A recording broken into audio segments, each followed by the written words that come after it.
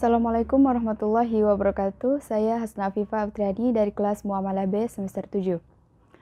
Baik, pembahasan pertama adalah pengertian fikih dan usul fikih. Fikih adalah salah satu bidang ilmu dalam syariat Islam yang secara khusus membahas persoalan hukum yang mengatur berbagai aspek kehidupan manusia, baik kehidupan pribadi, kehidupan bermasyarakat, maupun kehidupan manusia dengan Allah. Beberapa ulama fikih seperti Imam Abu Hanifah mendefinisikan fikih sebagai pengetahuan seorang muslim tentang kewajiban dan hak seorang hamba di hadapan Allah.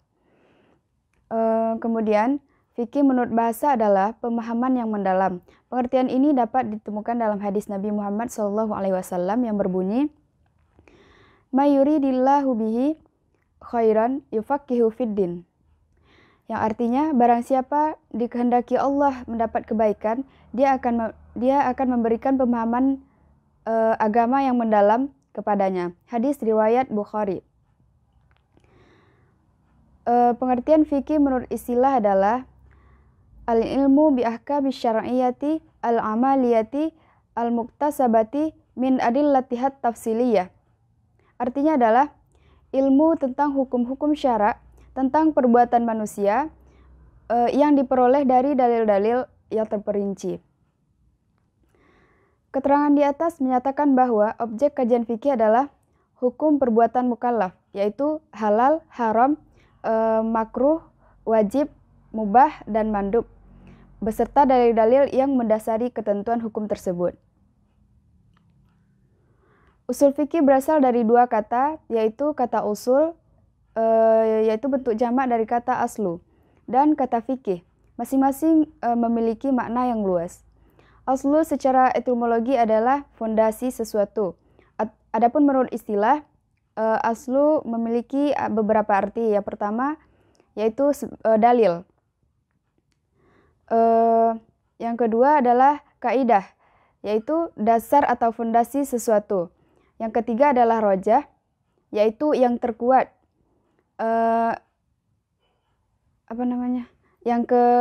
Selanjutnya adalah mustashab, yakni memberikan hukum yang sudah ada sejak semula selama tidak ada dalil yang mengubahnya. Memberlakukan hukum yang sudah ada sejak lama selama tidak ada dalil yang mengubahnya. Yang terakhir adalah far'u atau cabang.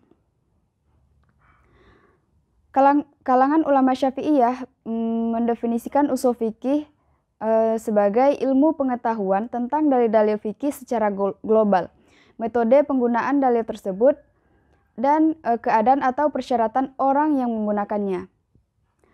Selain itu, Ibnu As-Subki mendefinisikan usul fikih sebagai himpunan dalil fikih secara global.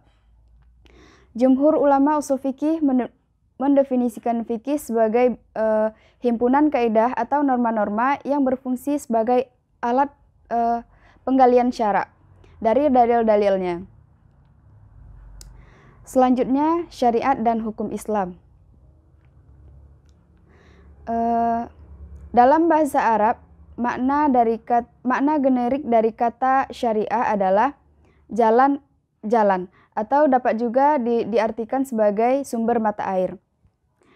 Syariah dinamakan ad-din karena memiliki pengertian bahwa ketetapan peraturan Allah yang wajib ditaati. Umat Islam harus tunduk melaksanakan syariat Islam sebagai wujud ketaatannya kepada hukum Allah. Baik, pembahasan selanjutnya adalah sejarah fikih. Pada masa yang pertama yaitu sejarah fikih pada masa Nabi Muhammad SAW. Pada masa ini disebut juga sebagai periode risalah, karena pada masa Nabi Muhammad ini agama Islam baru didakwahkan. Pada periode ini permasalahan fikih diserahkan sepenuhnya kepada Nabi Muhammad. Sumber hukum Islam pada saat itu adalah wahyu dari Allah serta perkataan dan perilaku Nabi Muhammad SAW.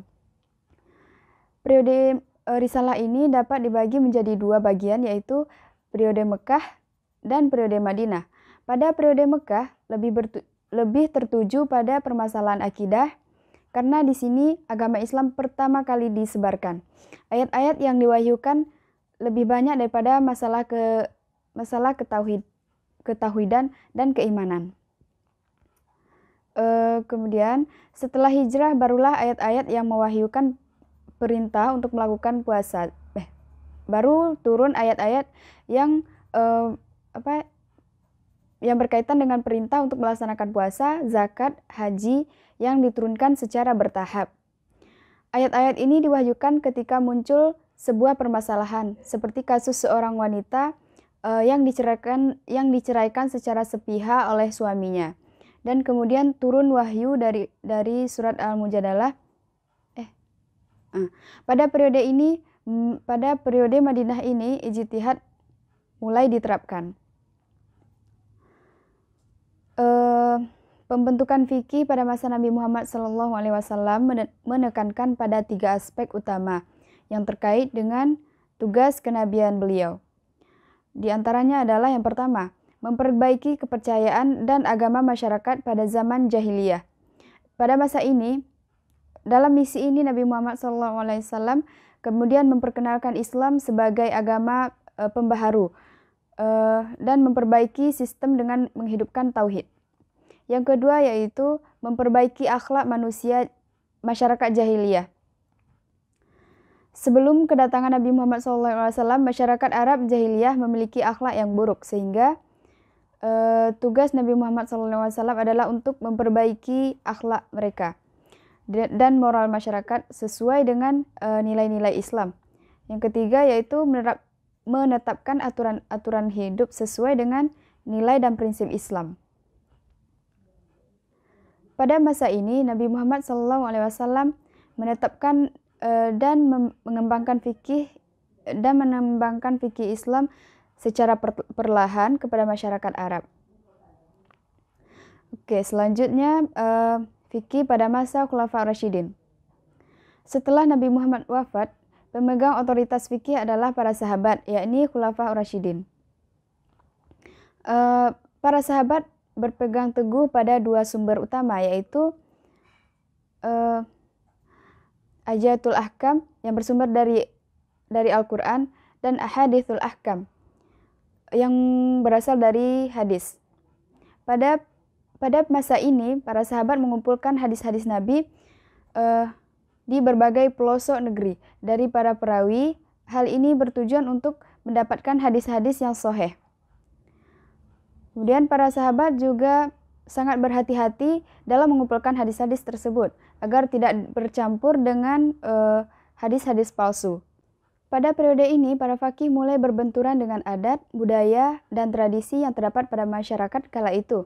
Ketika menemukan sebuah masalah, para faqih berusaha mencari jawabannya dari Al-Quran. Jika jawabannya tidak ada dalam Al-Quran, maka hadis menjadi sumber kedua. Dan jika tidak ada landasan yang jelas juga dalam hadis, maka para faqih melakukan ijtihad. Oke. Kemudian pada masa awal pertumbuhan fikih. Masa ini berlangsung sejak berkuasanya Muawiyah bin Abi Sufyan sampai sekitar abad kedua Hijriah. Rujukan dalam menghadapi suatu masalah masih tetap sama, yaitu dengan Al-Quran, Sunnah, dan ijtihad para faqih. Tapi proses musyawarah para faqih yang menghasilkan ijtihad ini seringkali terkendala disebabkan oleh tersebar luasnya para ulama di wilayah-wilayah yang direbut oleh kekhalifahan umat Islam. Mulailah muncul perpecahan antara umat Islam menjadi 3 golongan, yaitu yang pertama Sunni, Syiah, dan Khawarij. Perpecahan ini berpengaruh besar pada ilmu fikih karena akan muncul banyak sekali pandangan-pandangan yang berbeda dari setiap faqih, dari setiap ulama fikih, dari golongan tersebut. Pada masa ini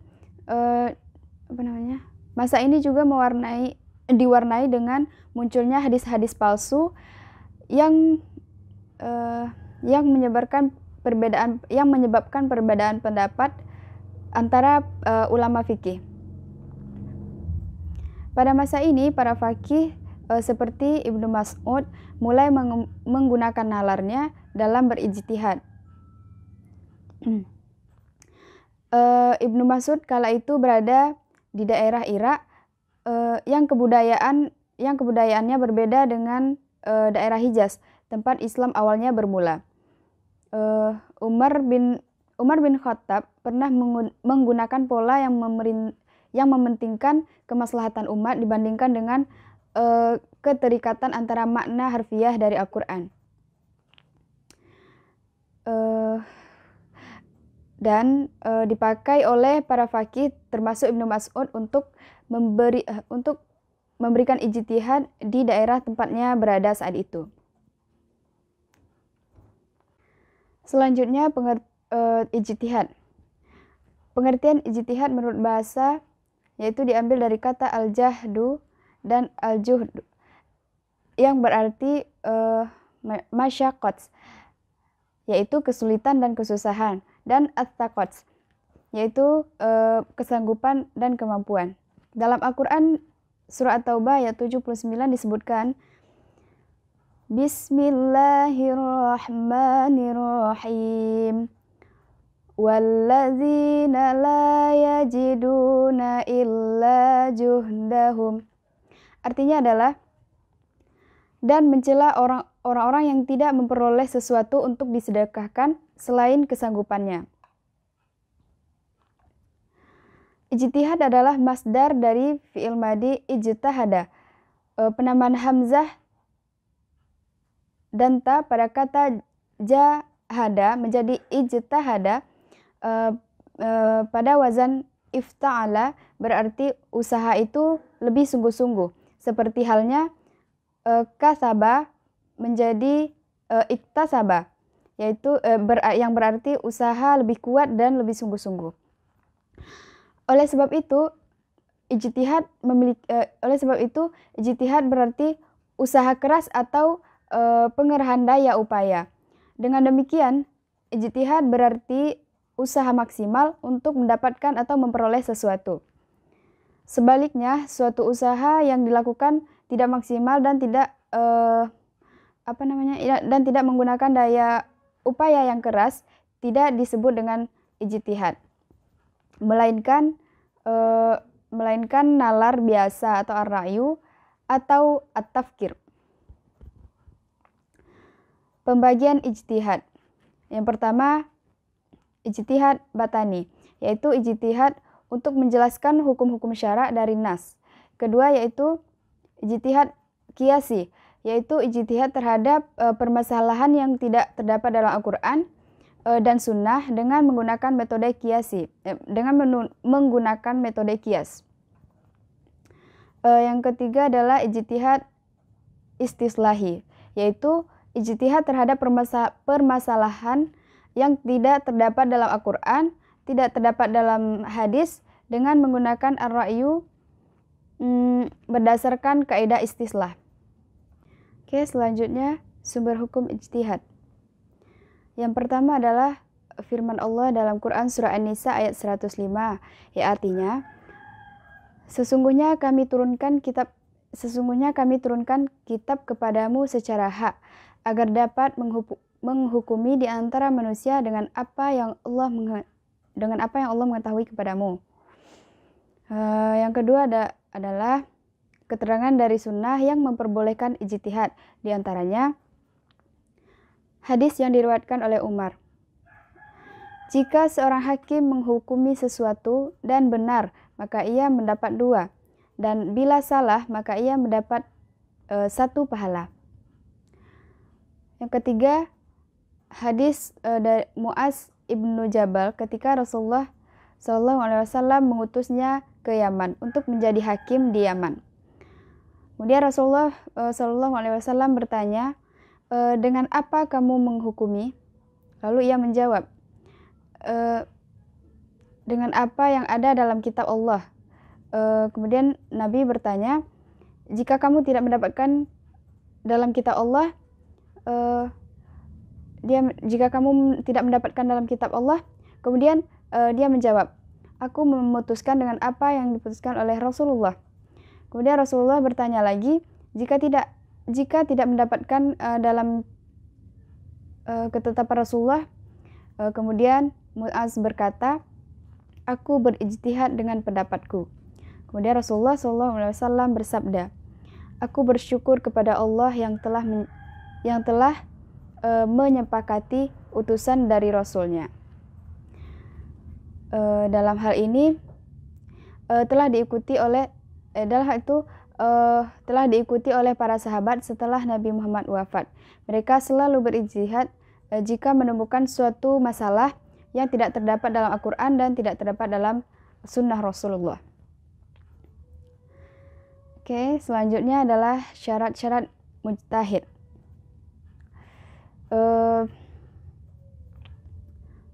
Syarat-syarat yang pertama adalah menguasai dan mengetahui arti ayat-ayat hukum yang terdapat dalam Al-Quran, baik menurut bahasa maupun syara'. Akan tetapi tidak disyaratkan harus menghafalnya, melainkan cukup mengetahui letak-letaknya sehingga memudahkan baginya apabila ia membutuhkan. Imam Al-Ghazali, Ibnu Arabi, dan Ar-Razi membatasi ayat-ayat hukum tersebut sebanyak 500 ayat. Yang kedua yaitu menguasai dan mengetahui hadis-hadis tentang hukum, baik menurut bahasa maupun syara'.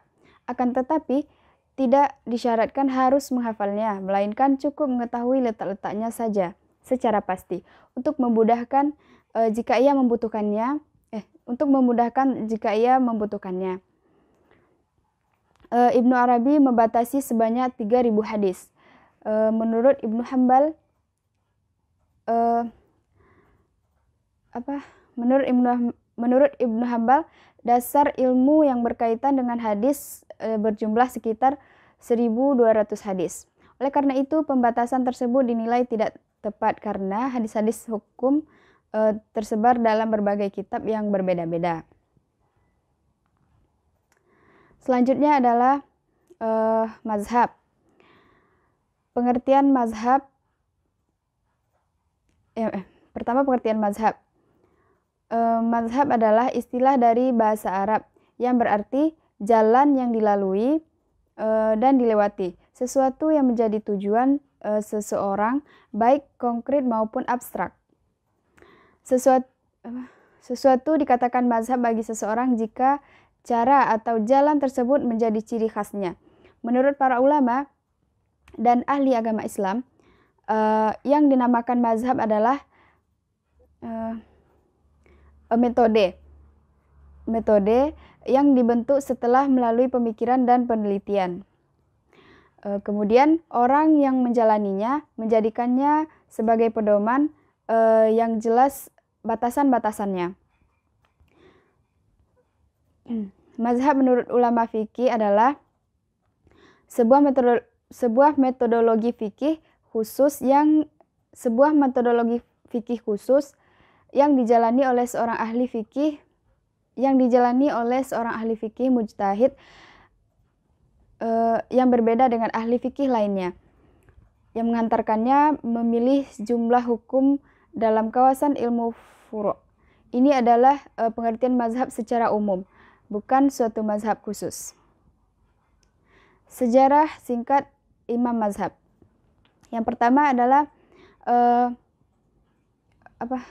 adalah Imam Hanafi. Imam Hanafi adalah seorang imam yang agung yang memiliki nama lengkap Abu Hanifah An-Nu'man bin Thabit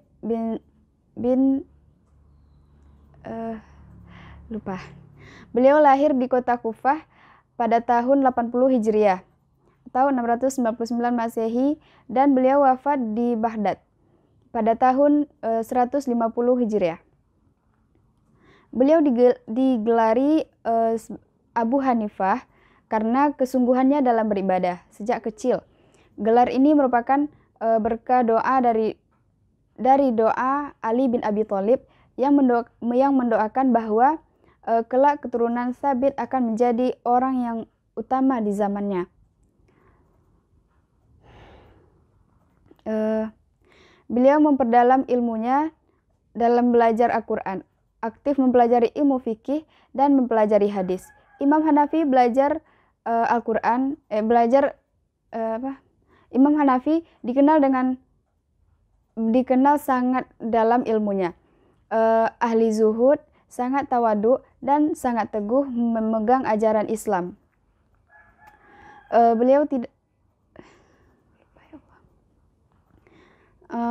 Yang kedua adalah Imam Malik.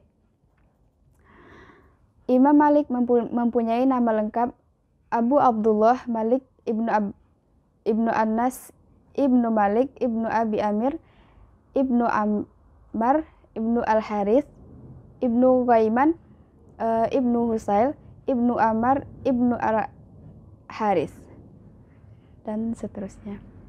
Lahir pada tahun 93 Hijriah. Sebagai tokoh mazhab Maliki, mazhab ini terkenal sebagai madrasah Ahlul Hadis. Imam Malik sudah hafal Al-Quran dalam usia yang sangat dini. Beliau juga menyusun beberapa kitab. Kitab yang terkenal adalah kitab Al-Muwatta. Yang ketiga adalah Imam Syafi'i. Beliau bernama Muhammad bin Idris Asy-Syafi'i. Gelar beliau adalah Abu Abdillah. Imam Syafi'i dilahirkan di Gaza pada tahun 150 Hijriah dan wafat di Mesir pada tahun 204 Hijriah. Imam Syafi'i adalah orang yang cakap parasnya. Dalam riwayat hidupnya, Imam Syafi'i adalah ulama besar yang mampu mendalami serta menggabungkan antara metode ijtihad Imam Malik dan metode ijtihad Imam Abu Hanifah. Beliau sangat berhati-hati dalam berfatwa. Pada masa sekarang, mazhab Asy-Syafi'i berkembang di berbagai negara. Yang keempat adalah Imam Ahmad bin Hambal. Beliau lahir pada tahun 164 Hijriah. Beliau adalah seorang zuhud, bersih hatinya dari segala macam pengaruh kebendaan, berwawasan luas, sangat dalam pemahamannya terhadap ruh syariat. Imam Ahmad bin Hambal menguasai seluruh ilmu.